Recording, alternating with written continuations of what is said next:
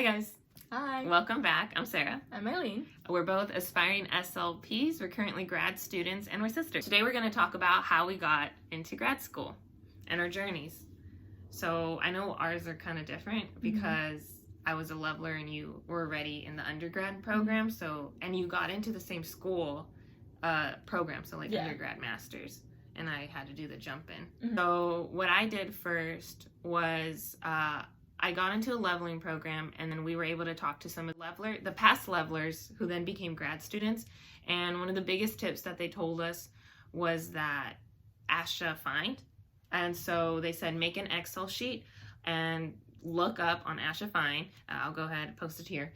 And they said, look up like the school, the acceptance rate, what are the average GRE scores? Do they require an interview? Do they require letters of rec? If so, how many? All that stuff, and just make an Excel sheet so you could see it nice, clear as day. And then compare your odds to what the stats are to that, what you do. Yeah, that's pretty similar to what I did, except one of our professors was kind enough to kind of already make that Excel sheet for us and have it like printed out for us. But It was specific to her. Like if we were asking her for a letter of rec, she wanted all the information, like when is the deadline, what is the average GPA, what are the average GRE scores. So in a way she was helping us, but it was also helpful for her to write those letters of rec. And then whenever I asked other professors for letters of rec, I just used the same document, which I think that was the intent for us to reuse that document. So it was really helpful and kind of her to give us that. But it had the same information as yours. Okay, so cool. So make an Excel sheet. You'd ASHA find. How did you go about the GRE? What you do? So I really procrastinated the GRE. And when I talked to other graduate students, they didn't seem too worried about it. So then I didn't want to worry about it. In the end, my process was I took 2 practice GREs from the ETS site. They give you 2 free ones. So I did that twice. Like I blocked off 2 days and I, spent those, I think it was like 4 hours going through that GRE like it was a real thing. And my goal was just to see if I would reach the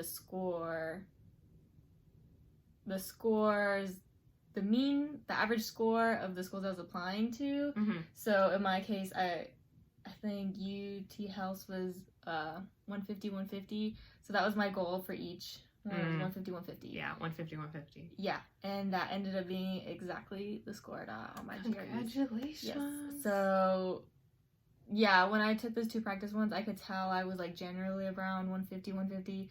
So then I was like, oh, I'll be fine whenever I take the real thing. And I met the medium. I mean, I never really studied. I just took those 2 practice tests, and that was enough to be like, do I need to study more? Do I not?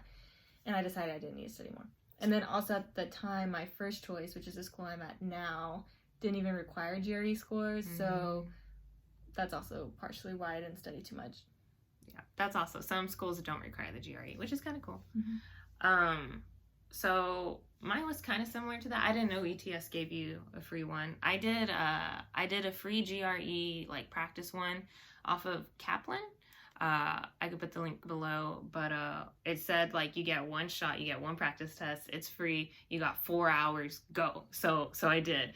And it gave me a score, and kind of like what you're saying, like a lot of, at least in Texas, the average for a lot of the scores are like for reading, for verbal and math are like 150.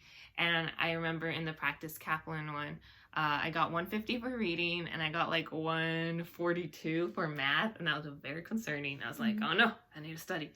So then it was really nice, the Kaplan one, because it like kind of diagnosed you where your weak spots were. The only thing is that link, that how it diagnosed you and like what your weak points were, it was only there for like, you could only open it once. Okay. So I had to like memorize, screenshot it, and it told me all my weak points that were in math. So then I went on one Saturday, it was probably like the weekend before the GRE. Yeah, I procrastinated too. Like the weekend before the GRE that I was going to take, I just went on Khan Academy, and like I made an account, and Khan Academy, I don't remember how to use it now, but like that one Saturday that I used it to get better in my math weak spots, I mean, I went at it, and he's a really good tutor. Was it free? Yeah, it was free. And I just had to find, it was kind of hard at first, but then I got the gist of it. Like, you spend a little bit of time with the interface. And then I really just studied for that whole Saturday, like everything that the Kaplan told me I was bad at.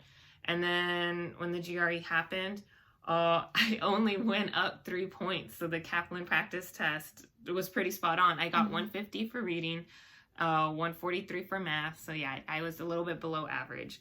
My writing score, which I don't think is as important, it was pretty average too, but my math hurt me. So I was really worried I wasn't going to get into the one I'm currently in, because I mean, I was below average for math. My reading was all right, but my math score looked pretty bad for a lot of schools, but I made it. I applied to 5 schools, and I got into all of them. So I don't know, take everything with a grain of salt. Have a good essays behind you. Yeah, and I also applied to 3 schools, and I got into all 3. And yeah, I don't remember the process too much. I was mostly focusing on the school that I'm in now, and I think for our school we had to write 3 essays. Did you have to do that? Yeah, 3 essays for the San Marcos one. Yeah, and then that same professor that gave us that Excel sheet, she like looked at our essays, like proofread them, and like told us her like real thoughts on them. So that was, again, real helpful of her. Was she like your mentor? Or? Oh yeah, she was also my advisor. So. Okay. Yeah, but I think she did it for other students, I think. The ones that like did research for her. But so she went through my like 2 out of the 3 essays, and like she just had some critiques on them, so that was really helpful. And then another, maybe you guys could ask a professor you get along with for that, or your mentor too. Yeah. And then what was your next step? The other thing too is like all those essays, you really got to look into what those essays want. Some essays are full-blown essays, and some of them are just like 500 characters. Yeah.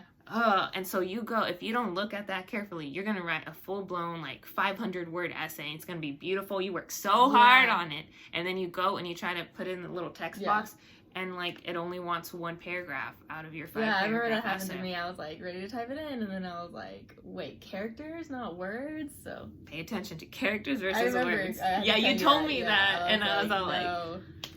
It's too late for me. I was thinking, like, I forgot there's that thing, CSDCAS. That's super annoying. CSDCAS, something like that. We'll put a better link. It's very time consuming, and it's like how you apply to all CDIS programs almost through across. Not all of them. Like, okay, the current school we go to didn't have that one, but a lot of them do. So, and then you need to go in there, like maybe watch a movie on the side, but you need to like put in like all the courses you've ever taken manually. You could pay $80 to have someone else do it, but like just put on a movie, get a little bit of focus, and just type it all in. It takes forever. So you need to like manually plug in all the classes you've ever taken so that you have proof other than your transcripts, which makes no sense. To prove to schools that you have what they want. You have to submit your transcripts anyway, though. So. Yeah, it's going to be, the more schools you apply to, the more money it's going to cost. You got to give CSDCAS. Yeah, whatever that website is. Yeah. You have to pay them. And so I didn't realize that because I knew there was like a fee for each school I was applying to through that website. But I realized that on top of that, I was also going to be paying the school fees. And so it came out to a lot more than I thought it would be, so I ended up cutting out one of the schools I was applying to just because I was like, oh my gosh, I didn't account for like these fees as well. So. Yeah, it's fees on top of fees. Applying to grad school is expensive. The GRE is about $200, and that's only if you take it once. And then to send your GRE scores, I think you only get to send them to 3 schools for free. If you want to apply to more of the schools, then you got to pay to send it to those. Yeah, and then there's also a trick to that too. Like when you're taking the test, like when you go to the testing center to take the GRE, like you gotta tell them right there and then what schools you want to send it to. Because if you don't do it there in the testing center, and you want to do it like, oh, I want to see if I like my scores first, and then I'll send out the scores. You're gonna have to pay money to send those scores. It's basically like a built-in fee if you send the scores at the testing center. And it's like after you complete the test, like you submit your test, and it's like, where do you want to send them to? And then so you do GRE Money, and then some schools, you got to really look into the reading of it. But like some schools want you to do the C website. On top of that, apply directly to their website, or some want you to do either or, and you just have to really look into it. But yeah, any more things that you think helped you out? Well, for me, a big process of applying to grad school was my resume. I spent a lot of time working on my resume. At our school, they really emphasized to have a good resume, like, you know, just general tips like consistency, 1 page, easy to read. So I went to our school's writing center. I went like 2-3 times for them to look over it, and each time they found errors. So that was really helpful, but I made sure that my resume was perfect. So if your school has that like free services to look at your resume, I would use that. Let's see. How was asking for letters of rec? How was that process for you? Because you also need to do that. Yeah, so one of my professors was my advisor, like the one I've been talking about a lot. So she didn't even I didn't even have to ask her. She automatically was like, oh, whenever you need me to write it, just like let me know. So in the end, I still asked her. I was like, will you write a letter of rec for me? Yeah, that's good to be nice. She was like, I already told you I would. And then I was like, oh, well, I thought I needed to formally ask. And then she was like, okay, well, consider this formally asked. Yes, I'll write you your letter. It's kind of funny. Yeah. And then the other two, oh yeah. So one of them, I just went for it. She's the audiologist at our school. I had been going to her office hours a lot, so use the office hours. Yeah, because I was considering applying to an audiology program. In the end, I obviously didn't, but so I was talking to her a lot about it, and so she said she would write a letter rec for me. And the other one was with a professor. He was like starting a new class, and only 6 of us ended up being in that class because it was like optional.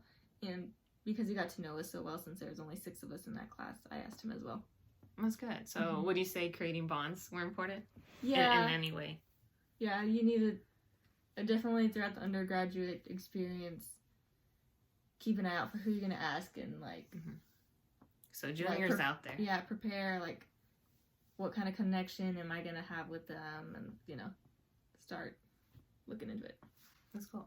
Yeah, similar. They told us straight up, like I said, leveling was a pretty fast forward program. We had like, you know, you need to start putting your applications in, like the first ones are due in December, some of them as late as March. But like if you want to apply to those December schools, you need to have all your stuff put together.